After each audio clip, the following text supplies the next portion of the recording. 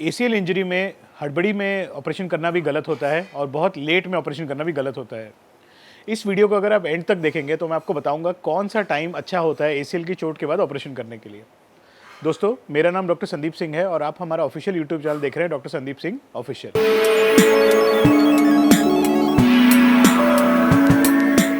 हमारा जो घुटना होता है उसके अंदर एक लिगामेंट होती है जो हमारे घुटने की ऊपर और नीचे की हड्डी को पकड़ के रखते हैं, जिसे एसीएल कहते हैं। दोस्तों, पहली बात ये समझनी है कि हर एसीएल के अंदर ऑपरेशन की ज़रूरत नहीं होती है। ऑपरेशन की ज़रूरत होती है सिर्फ ग्रेड 3 या हाई ग्रेड जो इंजरी होती है उसके अंदर, जहाँ पे लिगामेंट इतनी डैमेज हो गई है कि वो खुद से फिजियोथेरेपी करके ठीक नहीं हो सकती। जब ऑपरेशन की बात आती है तो ये जो ऑपरेशन होता है एक कैमरा द्वारा या कि आर्थ्रोस्कोपी द्वारा किया जाता है, जिसके सक्सेस रेट बहुत अच्छे होते हैं। बट बहुत बार जो टाइमिंग ऑफ सर्जरी होती है उसके अंदर दिक्कत की वजह से ऑपरेशन के अंदर जो रिजल्ट है वो ख़राब हो जाते हैं।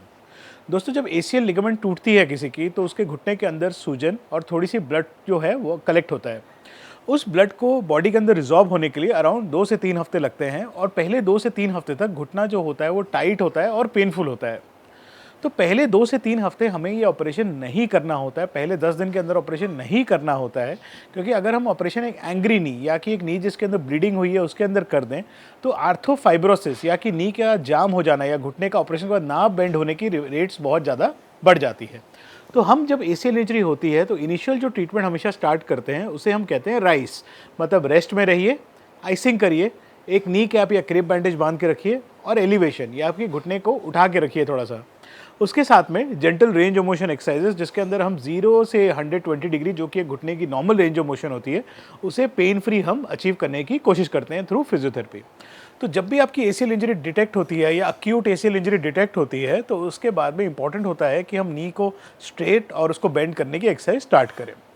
जब 2 से 3 हफ्ते हो जाते हैं, नी का जो एंग्रीनेस है या नी की जो स्वेलिंग है कम हो जाती है, तो उसके अंदर ऑपरेशन करने का टाइम ठीक होता है और उसके बाद रिजल्ट बहुत अच्छे आते हैं, क्योंकि इस टाइम तक हमारा जो मसल है या जो कॉर्डिसेप्स मसल है वो ख़राब नहीं हुआ होता है।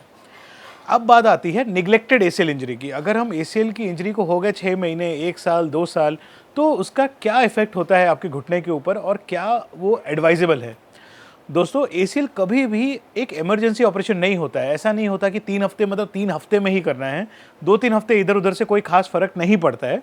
बट अगर हम उसे कोई डिलेड कर दें, 6 महीना, 1 साल, 2 साल, 3 साल डिले करते हैं, तो कंकोमिटेंट इंजरीज, मतलब कि नी के अंदर और कोई इंजरी जैसे कि मेनिस्कल इंजरी और कोई कोलैटरल लिगामेंट की इंजरी या कि फिर से गिरने की जो रेट है वो बढ़ जाती है।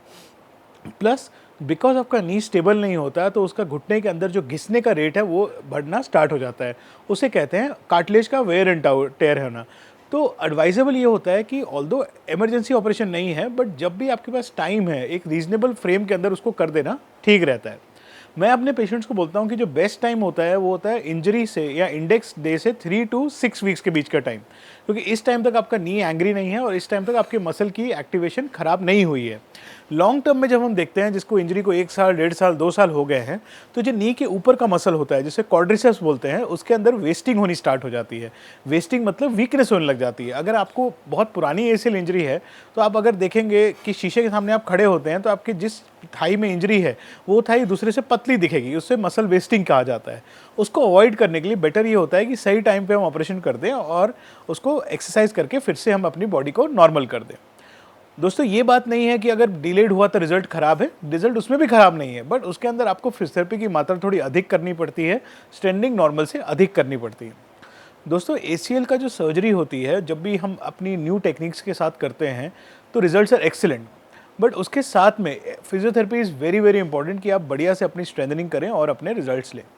अगर आपको एसीएल के टाइमिंग के बारे में कोई अगर डाउट है तो आप इस वीडियो में दिए हुए नंबर पे हमें कॉल कर सकते हैं, मैसेज कर सकते हैं या यूट्यूब में हमारे कमेंट सेक्शन में लिख सकते हैं। हम कोशिश करेंगे आपको रिप्लाई करने का। मैं आशा करता हूँ ये वीडियो से आपको कुछ मदद हुई होगी। धन्यवाद।